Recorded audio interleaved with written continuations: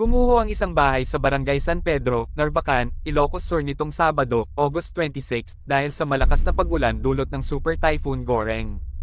Ayon sa mga residente, tumaas daw ang tubig sa ilog dahil sa malakas na pag-ulan sa lugar.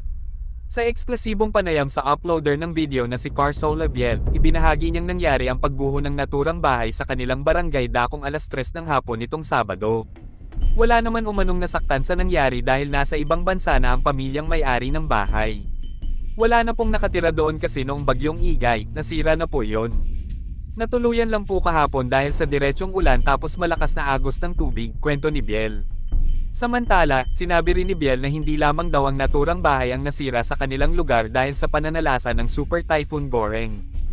Sa likod ng bahay na gumuho, mga 50 meters po kalayo, meron din pong natangay doon na bahay, kagabi lang din po mga 8 PM. Mga 5 pa ata na bahay yon, pagbabahagi niya.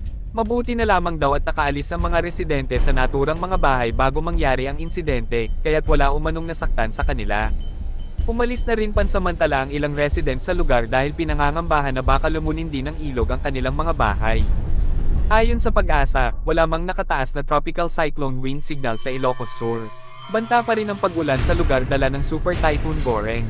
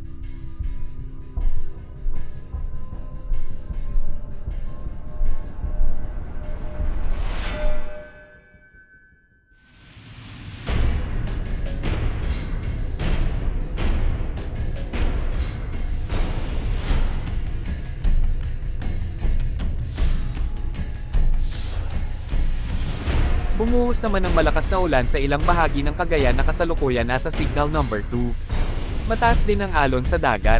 May mga residente rin na hindi pa rin lumilikas kahit ipinagutos na ito ng kanilang LGU.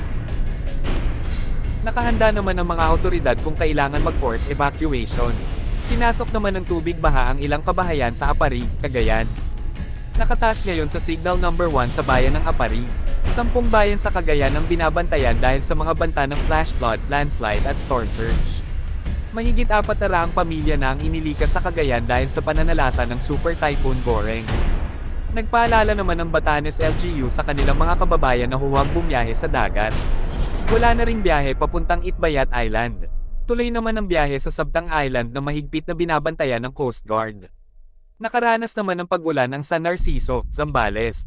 Ayon sa Pag-asa, wala man daw wind signal sa Zambales, makakaranas pa rin daw ang probinsya ng ulan dulot ng hangin habagat na pinalalakas pa ni Super Typhoon Goreng. Ayon sa Pag-asa, dapat daw maghanda lahat para maprotektahan ang kanilang mga buhay at mga ari-arian.